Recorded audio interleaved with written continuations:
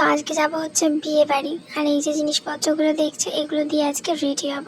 তো নাইটি পরে তো একদমই ভালো লাগছে না, নিয়ে নিলাম শাড়ি, আর শাড়িটা নিতে গিয়ে দেখো পরে গেল। আর পরে গেলে পারে একদম উঠে চলে আসলাম শাড়ি পরে ম্যাজিক করে। দেখেছো আমি কত সুন্দর ম্যাজিক করতে পারি। তো যাই হোক, তারপরে এই যে সারা দিনের মুখের মধ্যে যত নোংরা ময়লা জমেছিল, ছেলের একটা উইপস নিয়ে সব সেগুলো পরিষ্কার করে নিলাম। আর আমার কাছে সকাল দুপুর নেই, সবসময় আমি সানস্ক্রিন ইউজ করি, কারণ আমার কাছে এক্সট্রা কোনো ক্রিম নেই। কি আর করবো, গরিব মানুষ, এগুলো তো বুঝতে হবে। তো যাই হোক, তারপর একটু প্রাইমার লাগিয়ে নিলাম যাতে আটা ময়দাগুলো খুব ভালোভাবে সেট হয়ে থাকে আমার মুখে। তো তারপরে এই যে লাগিয়ে নিলাম আটার প্রলেপ। আর আটার প্রলেপটাকে ভালো করে ঘষে ঘষে একদম চামড়ার ভেতর পর্যন্ত ঢুকিয়ে নিচ্ছি, যাতে আমাকে একদম ভেতর থেকে গ্লো করে।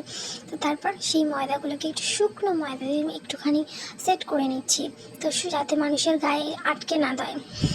তো যাই হোক, তারপর আমার গালগুলোকে একটু পিঙ্কি পিঙ্কি করার জন্য নিয়ে চলে আসলাম ব্লাশার। আমার গালগুলোকে একটু পিঙ্কি পিঙ্কি করতে হবে, তো সেগুলো টমেটোর মতন লাল লাল করে নিলাম একটুখানি। তো চলো, এবার কারেন্ট যদি চলে যায় কিন্তু তাতে যেন কোনো অসুবিধা না হয়, আমি যেন তাও আমার থালার খাবারগুলো দেখতে পাই। তো আমি একটু চমকে নিলাম, একদম হাইলাইটার দিয়ে চকচকে করে নিলাম আমার গালগুলো যেন আলো আলো ছটে আর কি।